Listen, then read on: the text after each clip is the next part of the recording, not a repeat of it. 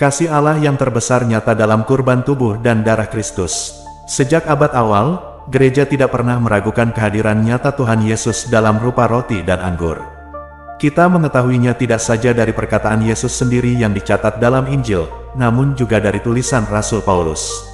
Sebab apa yang telah kuteruskan kepadamu, telah aku terima dari Tuhan, yaitu bahwa Tuhan Yesus, pada malam waktu ia diserahkan, mengambil roti, dan sesudah itu ia mengucap syukur atasnya, ia memecah-mecahkannya dan berkata, "Inilah tubuhku, yang diserahkan bagi kamu, perbuatlah ini menjadi peringatan akan aku."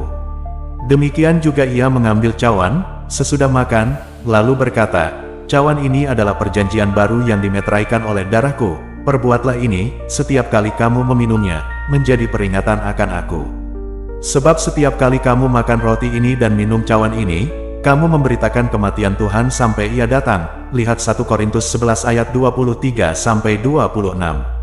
Kebiasaan untuk menyimpan hosti yang sudah dikonsekrasi dalam tabernakel, juga sudah dicatat dalam riwayat Santo Basilius di abad keempat.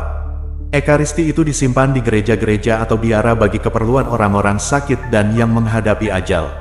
Namun menjelang akhir abad ke-11, gereja mengalami hantaman dari Berengarius. Di tahun 999-1088, seorang pemimpin diakon di Angers, Prancis, yang secara terbuka menolak percaya bahwa Kristus secara nyata hadir dalam rupa roti dan anggur.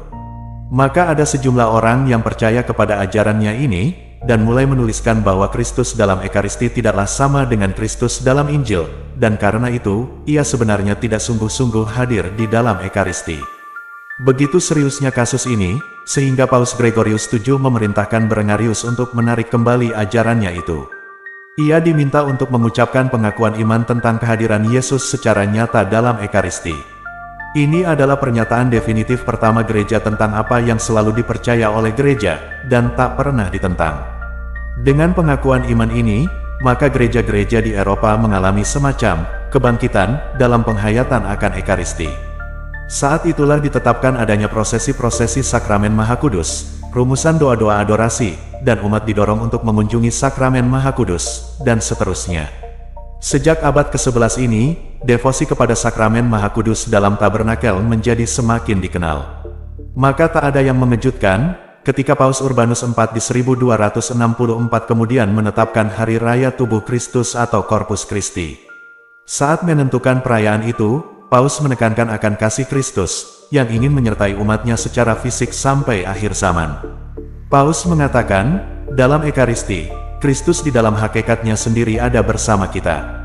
Sebab, ketika mengatakan kepada para rasulnya bahwa ia akan naik ke surga, ia berkata, "Lihatlah, aku akan menyertaimu selamanya, bahkan sampai akhir zaman," dan dengan demikian menghibur mereka dengan janji yang besar, bahwa ia akan tetap ada dan bersama-sama dengan mereka, bahkan dengan kehadiran secara jasmani. Paus Urbanus IV, Transiturus de Hoc Mundo, tanggal 11 Agustus tahun 1264. Demikianlah, Tuhan Yesus menggenapi janjinya untuk menyertai gerejanya sampai akhir zaman. Namun bukan hanya itu, kehadiran kurban Kristus dalam rupa roti dan anggur juga menggenapi nubuat para nabi, yang dapat kita baca dalam kitab Mazmur. Yaitu bahwa Yesus adalah imam untuk selama-lamanya, menurut aturan Melkisedek, Mazmur 110 ayat 4. Dan dalam kitab Kejadian, disebutkan bahwa Melkisedek, Raja Salem adalah seorang imam Allah yang membawa roti dan anggur. Lihat Kejadian 14 ayat 18. Demikianlah kurban tubuh dan darah Yesus yang terjadi di Yerusalem, dihadirkan kembali oleh kuasa Roh Kudus yang telah membangkitkannya dari orang mati. Lihat Roma 8 ayat 11 dalam rupa roti dan anggur. Dengan demikian, Kristus merupakan penggenapan nubuat dari perjanjian lama, dengan menjadi imam dan sekaligus juga kurban perjanjian baru dan kekal dalam Ekaristi. Ajaran tentang kehadiran Kristus dalam Ekaristi ini, didukung juga oleh berbagai mukjizat Ekaristi di sepanjang sejarah gereja, dan yang terakhir diakui oleh CDF di bulan April tahun 2016, adalah mukjizat Ekaristi yang terjadi di Hari Raya Natal 2013 di Legnica, Polandia. Meskipun demikian, masih ada begitu banyak orang, bahkan orang-orang yang juga mengimani Kristus, yang tidak percaya akan kehadiran nyata Kristus dalam Ekaristi. Dan nampaknya kita perlu bertanya kepada diri kita sendiri, apakah yang dapat kita perbuat untuk semakin menghayati kebenaran ajaran iman ini? Bagaimana kita dapat turut menyebarkannya? Kamu harus memberi mereka makan, kata Yesus kepada para murid-Nya. Lihat Lukas 9 ayat 13. Kelaparan orang zaman sekarang tidak saja terbatas pada makanan jasmani, tetapi juga makanan rohani. Makanan rohaninya memang hanya Tuhan Yesus yang bisa memberi, yaitu tubuh dan darahnya. Namun sebagai murid-murid Kristus yang percaya penuh akan sabdanya, kita dipanggil oleh Kristus untuk berani menyatakan kepada dunia sekitar kita, bahwa tubuh dan darah Kristus itulah yang kita sambut setiap kali kita merayakan Ekaristi. Kristus itulah yang kita sembah dalam adorasi sakramen Maha Kudus.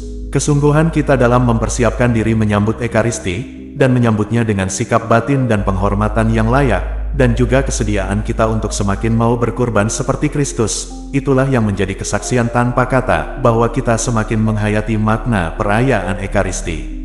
Demikian, semoga bermanfaat. Salam kasih dalam Kristus Yesus, Tuhan kita. Tuhan Yesus memberkati kita semua. Bunda Maria dan semua orang kudus senantiasa mendoakan kita. Amin. Terima kasih.